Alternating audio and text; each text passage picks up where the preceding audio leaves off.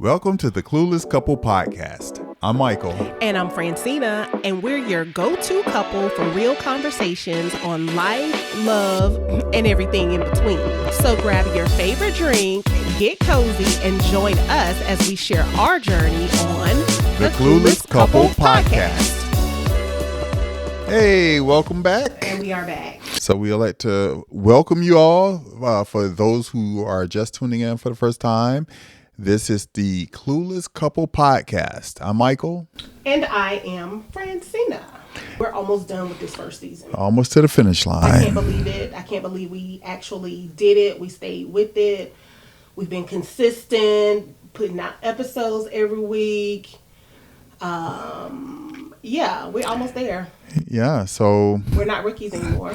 Yeah, we're definitely not rookies anymore. I feel like a natural in front of the camera. And even though our setup is still bootleg, if y'all could see this setup that we have, you would just laugh. And one of these days, maybe I'll take some pictures or shoot a video showing y'all how we have this rigged up, because it really is a mess. But I will give her credit. I would say, but she's multi-talented, and if you see this setup, you'll really understand when I say she's multi-talented. I had to make it work. Yeah. And honestly, every episode we're praying that everything is working the way that it's supposed to. We're praying that these mics are recording, that this camera is capturing and doing what it's supposed to do, because we don't know. We're clueless. Yeah. As in the name, the Clueless Couple. We're figuring it out. We're becoming less and less clueless as the podcast is concerned. Right. Now, all of this other stuff. The technical aspect. In life, not so much. But before we get into this next episode, I have, a confession to make. And I wish I could say that it's been weighing on my heart heavily, but it hasn't been. But I feel like, maybe you should know the truth. So you know how the other day, you've been talking to the boys about how all of the cups have gone missing. Yeah. We had a bunch of cups, and you were downstairs, I was upstairs, and you were saying to them, y'all probably threw the cups away, or took them outside and left them, or let your little friends come over here, take the cups with them, and blah blah blah blah blah. Well, I threw them cups away. Oh, really? See, so I threw them cups away. Now you're saying I need to go and apologize to the boys, right? I'm not saying that. I'm just letting you know that I got tired of seeing them cups. We had so many random cups from the QT, cups from Carowinds, we had Dallas Cowboys cups, we had Panther, all of these random, even the nice cups from Target. I think that's where I got them from. I got tired of seeing them too. So when I went through my little organization phase, I threw all of the cups away, and I decided that we were using glasses from now on. That's why I moved all of the glasses from one side to the other side. I felt like we were going to be using glasses. Well, you could have gave me a heads up or something. Just say, hey. I feel like I needed to, but you were down there on them boys, and right. I was like, I don't need to be involved in this. So maybe you owed them an apology then. No, because I felt like, though they might not have done this, it's something that they've done that we don't know about that they deserve to be, upset about. So I don't feel no type of way to them about it. But I was like, he ain't coming up here arguing with me about these cups. But see, if you would have did it, I wouldn't have argued. They needed it. They needed it. See? Because you was big man. Yeah, I was. Because, me, personally, I only use one cup, and I use it over and over again. Use a million cups. Right. A new cup every time they drink. So that's why I was blaming them, because I was like, they threw them away, or I come home and it's, a house full of kids in the house, and, everybody. Right. And then when it's time to wash dishes, they don't want to wash dishes. And, it was all y'all friends. Y'all need to wash dishes. Yeah. But I did it.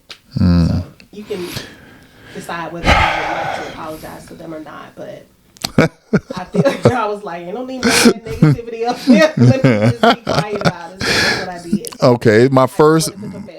My first question to the viewers would be, is she right to do that? To do what? Throw the cups away? Well, knowingly throw the cups away and let me, yell at the boys for doing so. Well, you didn't say, well, they didn't do it. I did it. I didn't feel the need to. You were big mad, like you were fussing, and I was like, there's no need for me to interrupt him mid-flow, like he. Oh. And again, and they were like, it's so funny because they was like, no, we didn't. No, we didn't. Yes, y'all did. Up here, I was like thinking, like, no, they didn't, but I'm not about to confess. That ain't right. You ain't right. Yeah, but I had to let you know that. What are we talking about? Well, today. What we're talking about.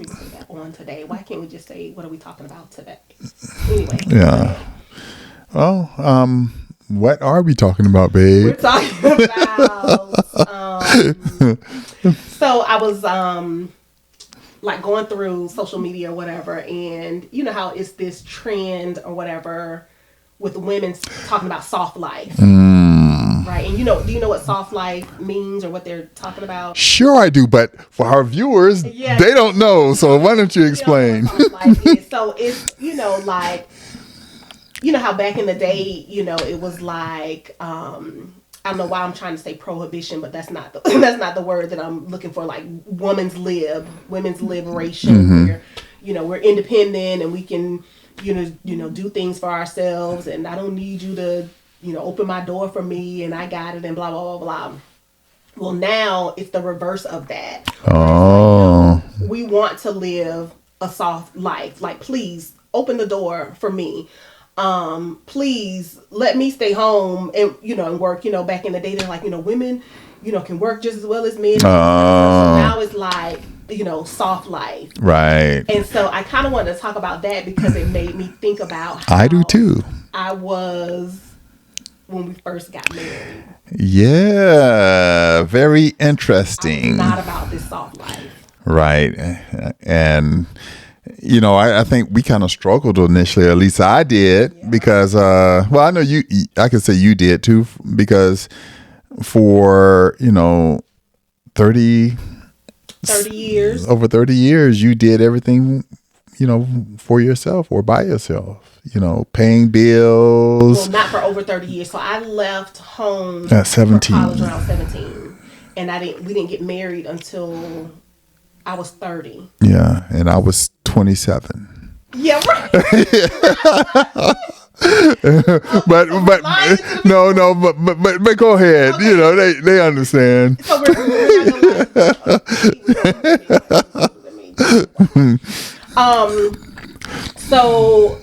so when I left at 17 and I had to go to college, it was me and God, like 100% me and God. I didn't have no scholarships. I had one, like my first semester, I had a little $500 scholarship from SECME, Southeastern Engineering, Minorities in Engineering. Shout out to SECME, y'all still out there.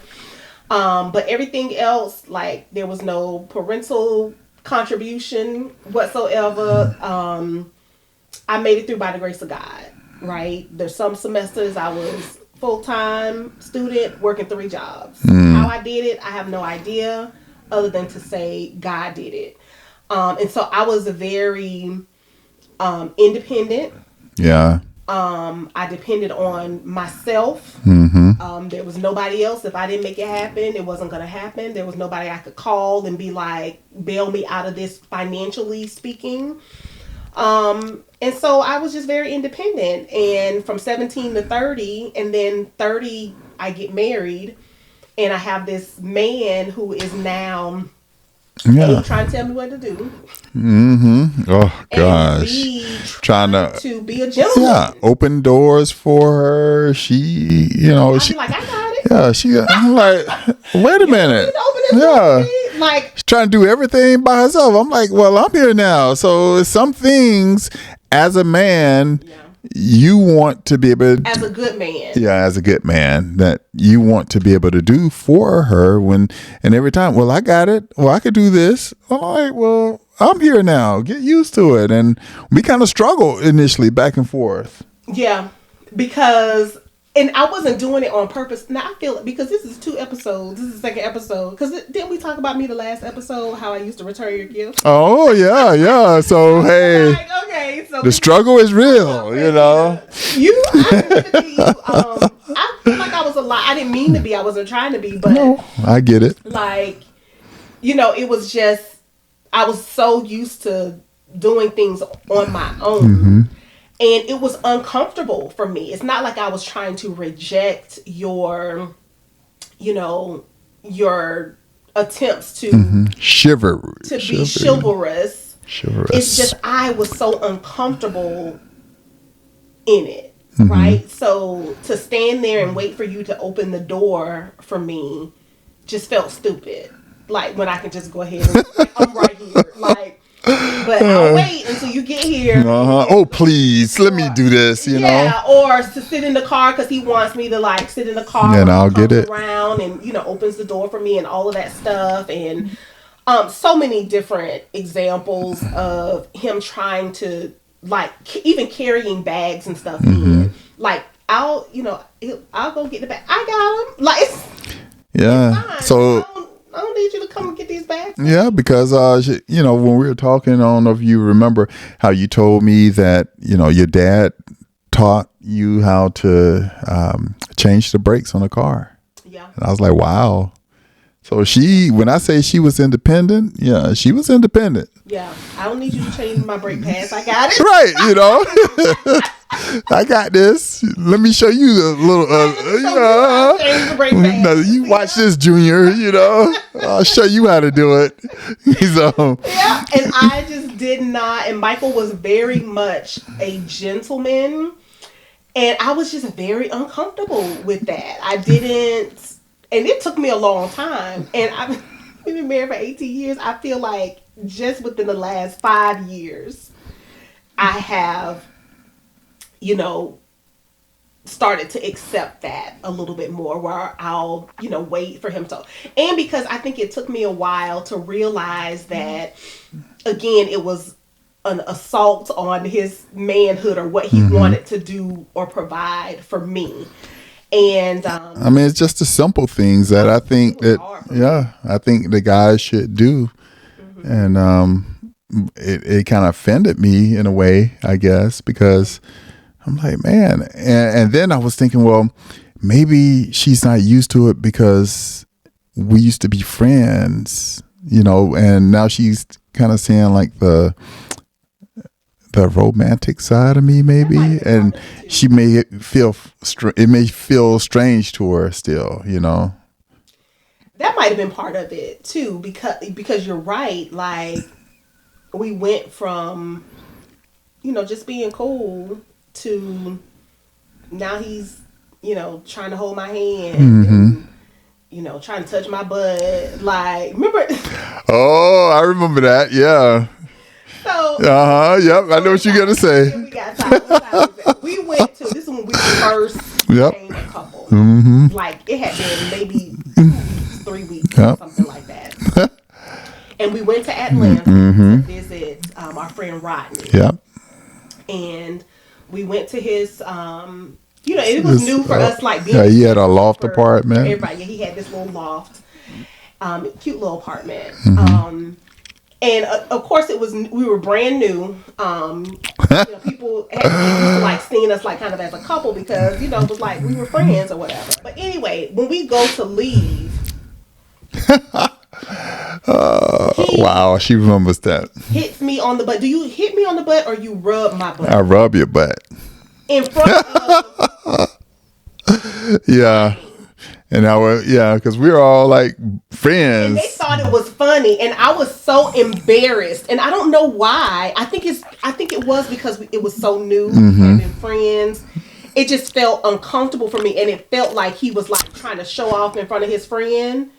And I just felt embarrassed and kind of offended. Like, how dare you touch my butt in front of somebody else? I don't know. I was very, and I think just because we were, transitioning from friends to more than friends. That was one part of it. Then the other part of it was I was just so used to being independent, right, and doing things for myself. And then the third component of it was I had never been in a like romantic relationship before, like to that extent. right. And so I didn't really know how I was supposed to behave, and how to accept, certain gestures and stuff. But it was a struggle in the beginning. And I knew he would get offended by it. But it was just so natural for me to like reach for the door when I get to the door to open the door, because we're going in the door. I can hold the door for you, like right.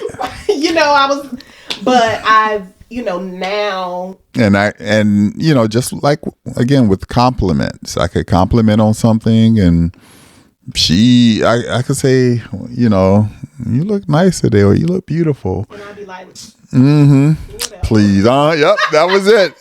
Whatever. So every time I tried to compliment her, she, whatever, stop lying, I would, or just I could not take compliments. Yeah. Wow. And so at one point, like, you stop complimenting me, and then I get mad about it, like, oh, so I don't look cute no more, like.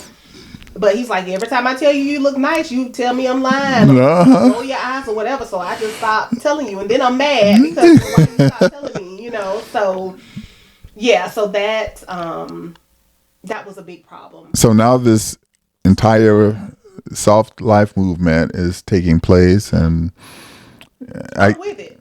Yeah, so it's telling women they should allow men to. It's women saying like, it's okay. Soft life me, please. Like, I don't want to be this independent woman who I can take care of everything by myself. I can carry my own groceries in. I can, lift heavy things and do all these other things, but I don't want to anymore. Soft life me, like. And I think it can be intimidating for guys if they run into a woman like that. It's like, well, if you could do all this, what do you need me for? Yeah, what do you need me for? Yeah. So I'm glad to hear that, that's a thing now, a movement. Yeah. It's coming back. But I think it's hard. It's hard for women to find a guy who will do those things, because they say, I heard somebody say the other day, the dating pool has been peed in. In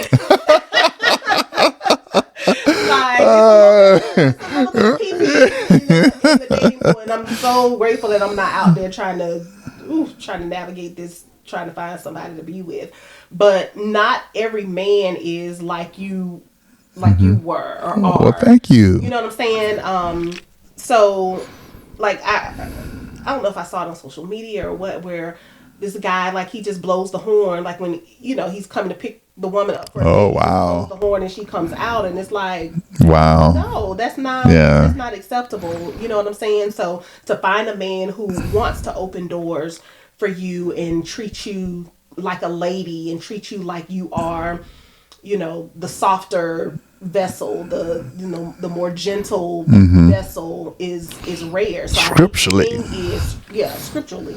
I think the thing is women are having a hard time finding a man that will allow them to live, this soft life that they're, kind of deserving of. So I think that's the issue. Women want it now, but finding somebody who will give them those things is, a different story. Yeah. But yeah. So I've gotten better. Yeah, you've gotten. No problem now. Open this door. Right. I'm standing here. Why haven't you? And I love to see those, viral videos when, the guy walks by his significant other and she's expecting him to grab her butt or do something, and he doesn't. And then she's like, wait a minute, So, yeah, for me, it started at home with my parents. Things, yeah. He used to do it on purpose so we could see him. But in a way, he kind of showed us, how you should be with a woman, your wife, So seeing him do those things in the house as a kid growing up, You know, it lives in me still. You know, that's why I do the things I do, babe. Okay. Grab your butt. Well, you know, I still had an issue with you grabbing my butt. I feel like maybe that's a different podcast, but there's a difference between grabbing my butt and rubbing my butt. I feel like when you grab my butt, that is very sexual. And and when you rub my butt, it's like affectionate. For me, it's a difference. That probably sounded. No, I understand. No, yeah, I understand. A good butt rub, a good, as you walking past, ain't never heard nobody. And I do it just. Sometimes when you grab my, I do it. That's all right sometimes. Oh, really? Oh, no. I'm just saying. A lot of times I do it because I know you don't like it, right. Just to irritate you. But y'all be team Michael. Y'all always hollering team Michael, but he just said. But sometimes, just to irritate her because I know she don't like it. So I do it just. I mean, it's all in love. Yeah, I know. All in love. I got better, but yeah. So soft like me. So come get these groceries out the car when I pull into the garage and I blow my horn. Pump my gas. That's the other thing. Yes, soft like me. I hate pumping gas. And I love that I can be on E. Yeah. Rolling down the highway, praying on a wing and a prayer. But instead of me stopping at the gas station, I'm driving into this garage. And I'm telling Michael, I need some gas. Yeah. So when she does that, and he'll say, "Okay, I'll go fill it." Yeah, and I get in it. I mean, it's past E, so I'm like, oh my gosh, I don't know if I'm gonna make it, but hey, I do it. But now that I got the boys, and you don't have to do it all the time because I'll stop at the gas station and I make them get out and pump it, so you don't have to pump it as often. Because we got them, but yeah, they need to soft life me too. I'm in the house. I'm the only woman in the house with all of these men folk. That's what you wanted. You wanted boys. Thank God I don't have any girls, but that's a whole another topic too. Well, here's another topic onto this soft life thing, because I've said it over and over again. I don't know what everyone else's opinion is, but I always said I think it's harder for a woman to find a good man than it is for a man to find a good woman. Oh, I agree. You think that? I think so. There's probably people who would disagree, but I think so. Right. And isn't more men in the world and more women in the world than men? Yeah, there's more women in the world than men, and so. But I've said it all the time. I think it's tougher for a woman to find a good man than it is for a man to find a good woman. But it's little things like that, that movement too. Like I said, it turns guys off when, I could do it. I could do this. I could do that. Well, do it. I think it's because we've had to, not speaking for me, Right. Well, yeah, kind of for me. Because, I mean, certain things I had to do because I had to do it myself because it was just me for, for so long. But, you have women out there that, they've had to do it all themselves. And so that now they have to adjust. And they have to adjust. And that adjustment, it was not easy for me. Right. And, there's other women out there who've had to fight through things, much harder or things that are much more difficult than me just trying to, make my way through college or whatever. Right. And so that just becomes kind of a part of who you are. And when you find somebody who is willing to take those, burdens kind of away from you, there's fear, number one, because you're, wondering, are they going to do it the right way? Right. Are they going to follow through, or are they going to disappoint, or, whatever? If I let go of this, am I still going to be, taken care of? Am I safe, to let go of this and trust that he has it? And so it just becomes part of who you are, and that adjustment is hard, to put your trust in somebody else, and to learn how to soften up. Because I had to learn it. Yeah. And it was a long process because I was like, I'm good. And the only time I've seen her, become soft, because she was rough, Just put a bug in the room. Now that right there, listen. You know, she would. Yeah, You can have the whole house. Yeah, she became soft really quick. Real quick. But I remember, and we're gonna wrap this up. But I remember I had graduated from college. I was in my own apartment for the first time, and there was a spider in my closet. I was so terrified. I slept in the living room that day. I closed the door to the room. I slept in the living room that night. I did not sleep well at all because all I could just imagine was waking up and the spider was crawling on me. I called my parents. They were in Daytona. I was in Orlando, and they drove from Daytona to Orlando. And my dad got a fogger and put it in my closet. And I think he put another one in my room. And we left. Like, they came early that morning. We left while the fogger did its thing and came back. And we found the spider. Because we had to find the spider. You couldn't just tell me, oh, the spider is dead. Because the fogger in here, it would have killed everything that was in here. No, I need to see the spider. I need the evidence. She needed validated of the spider. And he went into the closet, and the little spider was like shriveled up in the corner. But, I ain't never been a bug girl. So, but yeah, that's all I have about this soft life. I'm glad that I've softened up a little bit. Yeah, I love it. Good. What a transition. Yeah. So Yeah, that's it. Hope you guys have enjoyed so far. If you have, click the like and subscribe, and click the notification bell. Even if you haven't, still like and subscribe, and turn on the notification bell. Tell your friends, tell your family, tell your brother, tell your sister, Pee-wee them, Junebug, you know, all of them. Nene them, Yeah, tell all of them. The Clueless Couple Podcast. So until next time, bye y'all. bye. Love y'all. So that's the end of another episode of the Clueless Couple Podcast. Remember, you can catch up on past episodes anytime, and don't forget to like and subscribe. You can also connect with us on social media because we love hearing from our listeners. That's right. Until next week, keep loving, keep laughing, and keep living those unforgettable moments together. Bye y'all.